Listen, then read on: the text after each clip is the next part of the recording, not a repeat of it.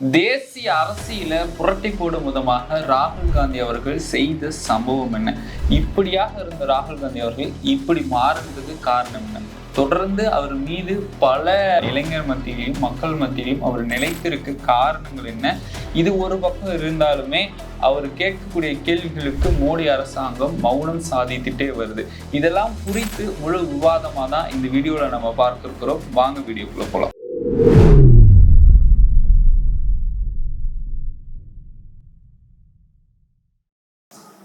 கோபாசை நண்பர்களுக்கு வணக்கம். நானும் உங்கள் அரசியல் களம் தொடர்ந்து பேசுவோம், உண்மையை உறக்க சொல்வோம். அதாவது ராகுல் காந்தி அவர்கள் மீது ஆளுங்கட்சியாகட்டும் எதிர்கட்சியாகட்டும் தொடர்ந்து ஒரு குற்றங்கள் சாட்டிட்டு வந்தாங்க.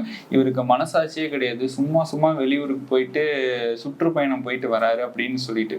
ஆனா அந்த சுற்றுப்பயணம் எல்லாம் இவர் குறைத்து கொண்டு மக்களுக்கு என்ன பிரச்சனை இருக்கு, மக்களை போய் களத்துல சந்தித்து அவங்களுக்கு என்னென்ன தேவை அப்படிங்கிற மாதிரி இறங்கி இப்ப ஒரு செயல்பட்டுட்டு வர்றாரு. முன்ன எப்படி இருந்தாரு, இப்ப இந்த அளவுக்கு மாறுறதுக்கான காரணம் என்னன்னா, அரசியலை நன்கு அவர் புரிந்து கொண்டார். யார் என்னென்ன பண்றாங்க, எப்படி பண்றாங்க, இந்தியாவை எப்படி மாத்த நினைக்கிறாங்க அப்படின்னு சொல்லிட்டு நல்லா புரிந்ததால் மட்டும்தான் இப்ப களத்துல இறங்கி நல்லா சீரும் சிறப்புமா செயல்பட்டுட்டு வர்றாரு.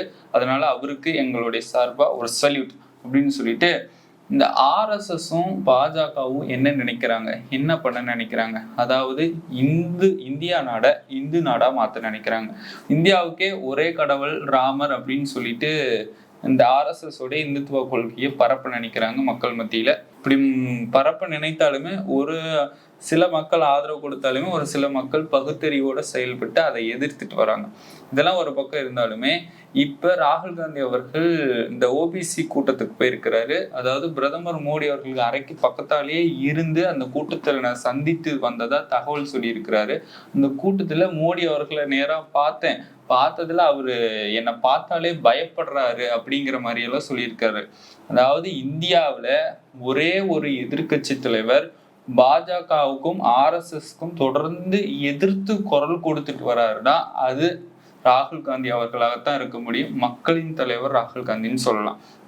ஆனா இப்படி எல்லாம் கேள்வி கேட்கிறாருல்ல, இதனால இந்த பாஜகவுக்கும் ஆர்எஸ்எஸ்க்கும் கேள்வி கேட்கறவங்களை கேட்டாலே பிடிக்காது. அதனால கேள்விக்கு பதில் சொல்ல முடியாம இந்த பிஜேபியை சேர்ந்த மாளவிகா என்ன சொல்றாங்க, வெளிநாட்டுல இங்க இத்தாலியை சேர்ந்த பாசிச தந்தைக்கு பிறந்தவங்க அப்படின்னு சொல்லிட்டு ராகுல் காந்தியை விமர்சனம் பண்றாரு. அது எப்படிங்க, ஒருத்தர் கேள்வி கேட்கிறாருன்னா அந்த கேள்விக்கு பதில் சொல்ல தெரியலன்னா அமைதியா இருக்கணும். அப்படி இல்லையா அதுக்கு எதிர்த்து வாதாட தெரியணும். அதுவும் தெரியலையா, ஏன் தெரியல, நம்ம மேல குற்றம் இருக்கிறதுனால அதெல்லாம் தெரியல. ஆனா இவர் இப்படி கேள்வி கேட்கிறாருன்னு அவர் பொறப்ப வச்சு நீங்க எப்படி தப்பா பேசலாம் அப்படின்னு மக்கள் மத்தியில் இப்ப பெரும் விவாதம் வெடிச்சிருக்கு. அவர் ஒரு பொறப்பை வச்சு அவங்க எப்படி தப்பா பேசலாம். இது மட்டும் இல்லாம இந்தியாவுடைய முன்னாள் பிரதமராக இருந்த ஜவஹர்லால் நேருவே பாஜக குறை சொல்றாங்க, அவர் அதை பண்ணிடக்கூடாது இதை பண்ணிடக்கூடாதுன்னு. இவங்க என்ன பண்றாங்கன்னு மக்களுக்கு தெரிஞ்சுட்டு தான் இருக்குது. அதாவது இந்தியாவில் அடிப்படை வசதியே இல்லாத நேரத்துல கூட நம்ம வெளிநாடுகளுக்கு தான் சுற்றுப்பயணம் செய்யறோம், வெளிநாட்டுல தான் போய் இப்போ பிணைப்புலாம் ஏற்படுத்திட்டு இருக்கிறோம். ஆனா இங்க அடிப்படை வசதி இல்லாம எத்தனையோ மக்கள் கஷ்டப்பட்டுட்டு இருக்கிறாங்க, பொருளாதாரத்துல வீழ்ச்சி அடைஞ்சிட்டு இருக்கிறாங்க. இதை விட மோடி அவர்கள் வெறுமனே ஜிடிபி குரோத்தை மட்டும் வச்சுட்டு இந்தியாவை 4ஆம் தரத்துல இருந்து 3ஆம் தரத்துக்கு உலக இதுக்கு கொண்டு போறேன்னு சொல்றாரு. ஆனா இந்தியாவில பல்வேறுபட்ட பிரச்சனைகள் இருக்குது அப்படின்னு ராகுல் காந்தி அவர்கள் சுட்டி காட்டியிருக்கிறார். இன்னொரு விஷயம், நம்ம நிர்மலா சீதாராமன் அவர்கள் போடக்கூடிய பட்ஜெட் பிளான்ல வெறுமனே எஸ்சி ஓபிசி எஸ்டி கேண்டிடேட்ல 10% தான் இருக்காங்க, ஏன் இவங்களெல்லாம் என்ன ஆட் பண்ணல அப்படின்னு ஒரு பக்கம் கேள்வி கேட்டுட்டு வர்றாரு. இப்ப இந்த கடந்த ஒரு வருஷத்துல மட்டும் எத்தனையோ கேள்விகள் மத்திய அரசாங்கத்தை பார்த்து தேசிய அரசியல்வாதிகளையே புரட்டி போடுற மாதிரி எத்தனையோ கேள்விகள். இப்படி கேள்வி கேட்டதுல ஃபர்ஸ்ட் மணிப்பூர்ல இருந்து ஆரம்பிக்கலாம். மணிப்பூர்ல எவ்வளோ கலவரங்கள் நடந்துட்டு இருக்குது. ஆனா இந்த கலவரத்தை மோடி அரசாங்கம் அங்க போய் பார்த்தாங்களான்னா இல்லை. அதுக்கப்புறம் பஹல்காம்லயே எவ்வளோ பிரச்சனைகள் நடந்துச்சு, பஹல்காமுக்கு மோடி அரசாங்கம் போய் பார்த்தாங்களா இல்லை. பாதிக்கப்பட்டவங்களுக்கு ஏதோ செஞ்சாங்களான்னா அதுவும் கேள்விக்குறியாகத்தான் இருக்கிறது. ஏன் இன்னும் தீவிரவாதிகளை கண்டுபிடிக்கல? ஒருத்தன் அங்கிருந்து இங்க சுட்டுட்டு நேரடியாக சவால் போட்டுட்டு போறான். தீவிரவாதிகளை ஏன் கண்டுபிடிக்கல? நாடாளுமன்றத்துல சிறப்பு கூட்டத்தொடரை கூட்டுங்கன்னு அப்பவே சொன்னாரு, அதுக்கும் மௌனம். இப்படி பல்வேறு தரப்பட்ட கேள்விகளை கேட்டுட்டே வர்றாரு. அடுத்து தேர்தல் மோசடி. அதாவது ராகுல் காந்தி அவர்கள் தன்னுடைய அரசியல் வாழ்க்கையில முக்கியமா புரிந்து கொண்டதே மத்திய அரசாங்கம், அதாவது பாஜக அரசாங்கம் ஒண்ணு இடி, இவிஎம் இந்த 2 வச்சுதான் இந்தியாவிலேயே காய் நகர்த்திட்டு இருக்கிறாங்கன்னு நல்லா புரிஞ்சுக்கிட்டாரு. இடி எதுக்காக வச்சிருக்கிறாங்க? எதிர்கட்சிகள் ஏதேனும் இவங்களை பத்தி கேள்வி கேட்கிறாங்க, ஏதோ போராட்டம் பண்றாங்கன்னா அவங்க வீட்டுக்கு இடி ரைடு அனுப்பி முடக்கிறது. இவிஎம் எதுக்கு வச்சிருக்கிறாங்க? எங்கெங்கெல்லாம் பாஜகவுக்கு வாக்கு பெரும்பான்மையே இல்லையோ அங்கங்கெல்லாம் இவிஎம் வச்சு மோசடி பண்ணி உள்ள வந்துடுறாங்க. இந்த 2 விஷயத்தையும் கண்டுபிடிச்சிட்டாரு. அதனாலதான் 2 விஷயத்தையும் தொடர்ந்து எதிர்த்துட்டு இருக்கிறாரு. தொடர்ந்து எதிர்க்கிறதுனாலதான் மகாராஷ்டிராவில் நடந்த மோசடிகள் குறித்து ஆதாரத்தோட கட்டுரையை வெளியிட்டு வந்தார். இதெல்லாமே இப்போ அதாவது மக்களுக்கு முன்னாடிலாம் எலெக்ஷன் கமிஷன் ஆஃப் இந்தியா அப்படின்னு தான் ஞாபகம் இருக்கும். இப்ப எல்லாருமே மக்களே சொல்றாங்க மோடி செலெக்ஷன் கமிஷன் அப்படிங்கிற மாதிரி சொல்ல வந்துட்டாங்க. ஏன்னா மோடி அவர்களாலவே தேர்தல் ஆணையம் வெளிப்படையா, உண்மைத்தன்மையா, நடுநிலைத்தன்மையா செயல்படக்கூடிய ஒரு அமைப்பு. அதை மோடி அவர்கள் தான் ஆட்டி படைக்கிறாருன்னு சொல்லிட்டு ராகுல் காந்தி இப்ப மக்கள் மத்தியில தெள்ள தெளிவா தெரிவிச்சுட்டு வர்றாரு. இதெல்லாம் ஒரு பக்கம் இருக்கட்டும்.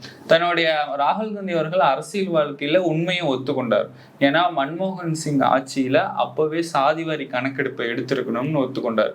ஏன்னா இந்தியாவில சாதிவாரி கணக்கெடுப்பு இவங்க ஏன் எடுக்காம இருக்கிறாங்க அப்படின்னு ராகுல் காந்தி அவர்கள் மத்திய அரசாங்கத்தை பத்தி கேள்வி கேட்கிறாரு. அதுக்கு முக்கியமான காரணம் என்ன? சாதிவாரி கணக்கெடுப்பு எடுத்தா மட்டும்தான் இந்தியாவில் எந்தெந்த சமூகத்தை சேர்ந்த மக்கள் இருக்கிறாங்க, அவங்களுக்கு எப்படி நம்ம இடஒதுக்கீடு கொடுக்கணும். ஏன்னா ஈக்குவாலிட்டி, ஈக்விட்டி நீங்க கேள்விப்பட்டிருப்பீங்க. ஈக்குவாலிட்டி இந்தியாவில் எல்லாத்துக்கும் ஒரே மாதிரியான திட்டங்களையும் ஒரே மாதிரியான சலுகைகளையும் கொடுத்துட்டு இருந்தா வளர்ந்திருப்பவங்க ஏற்கனவே கீழே இருப்பவங்க சமமான சலுகை கொடுத்தோம்னா வளர்ந்துருக்கிறவங்க இன்னும் மென்மேலும் போவாங்க, இவங்க இப்படிதான் வருவாங்க. அதுவே ஈக்குவிட்டி கொடுத்தோம்னா இங்க இருக்கிறவங்களை இங்க தூக்கிட்டு வந்து நிறுத்துறோம், ஏற்கனவே இங்க இருக்கிறவங்கள இங்க கூட்டிட்டு வந்து நிறுத்துறது தான் ஈக்குவிட்டி. அதனாலதான் சாதிவாரி கணக்கெடுப்பை எடுக்க சொல்லி இருக்கிறார் ராகுல் காந்தி. இப்படி பல்வேறு கேள்விகளை மத்திய அரசாங்கத்தை பார்த்து கேட்கறதுனால மோடி அரசாங்கத்துக்கு ராகுல் காந்தி இப்படியே தொடர்ந்து கேள்வி கேட்கிறாரு, என்ன பண்றதுன்னு தெரியல அப்படின்னு ஒரு நிலை தடுமாறியோ இல்ல பயந்தோ தான் தொடர்ந்து போயிட்டு இருக்கிறாங்க. ஆனா என்னைக்கா இருந்தாலும் பூமி உருண்டையானது. இங்கிருந்து மேல வரும், மேல இருந்து கீழே வரும். இவங்களோட ஆட்சியே நிலைச்சிருக்குமானா சொல்ல முடியாது.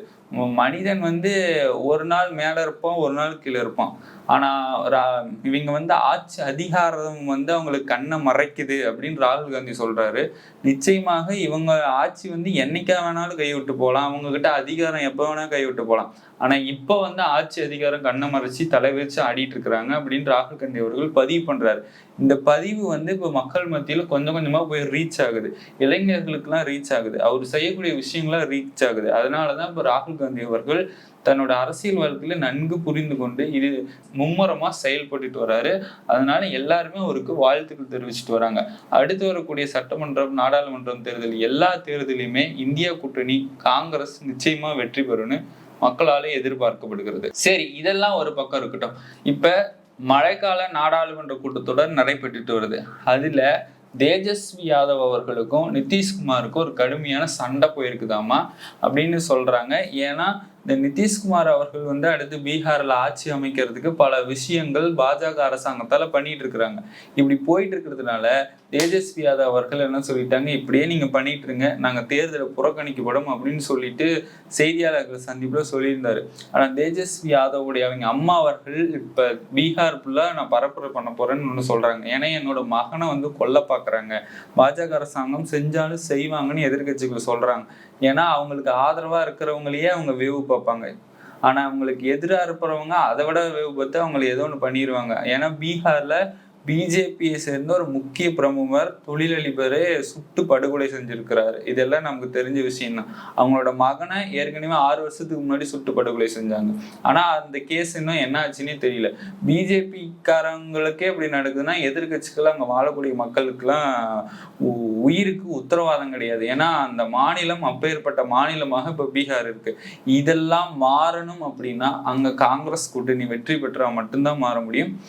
நிச்சயமாக காங்கிரஸ் காங்கிரஸ் கூட்டணி அங்க வெற்றி பெறணும். பீகார் மக்கள் இது நன்கு உணர்ந்து பீகார் இன்னும் மற்ற மாநிலங்களை விட மென்மேலும் படுத்தணும்னா காங்கிரஸ் கூட்டணியால மட்டும்தான் முடியும், இப்ப இருக்கிற ஆட்சியால. ஏன்னா அங்க பல கலவரங்கள், நிலவரங்கள், பொருளாதார பிரச்சனை, சட்ட ஒழுங்கு பிரச்சனை, பல பிரச்சனை போயிட்டு இருக்குது.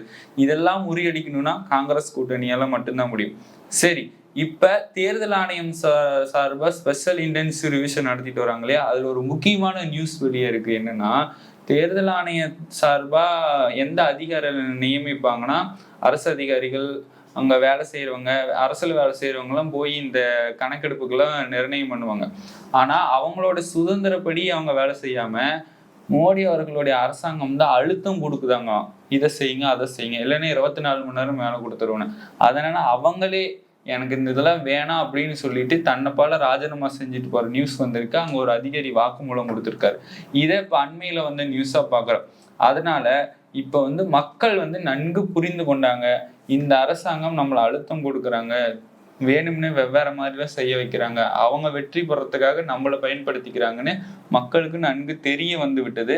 இன்னும் இந்தியாவில் இருக்கக்கூடிய எல்லா மக்களுக்கும் தெரிய வந்து இந்த ஆட்சி வந்து சிறப்பா இருந்தா மக்கள் விரும்புவாங்க. ஆனா இப்ப மோடி அவர்களுக்கு வந்து பல எதிர்ப்புகள் தான் வந்துட்டு இருக்குது. இந்த எதிர்ப்புகளை அவர் நிவர்த்தனம் பண்ணி மறுபடியும் மக்களுக்கு நல்லது பண்ணாங்கன்னா இருப்பாங்க, இல்லைன்னா அடுத்த தேர்தல தோப்பாங்க அப்படின்னு எதிர்கட்சிகள் கடுமையான விமர்சனமும் தரவும் கொடுத்துட்டாங்க. அதனால இந்த செய்தியை நீங்க எப்படி பாக்குறீங்க? மறக்காம கமெண்ட் பாக்ஸ்ல தெரிவிச்சுட்டு போங்க. மீண்டும் நல்ல அரசியல் கருத்து நான் உங்களை சந்திக்கிறேன். அதுவரை உங்களிடமிருந்து விடைபெறுவது நான் உங்கள் சின்ன.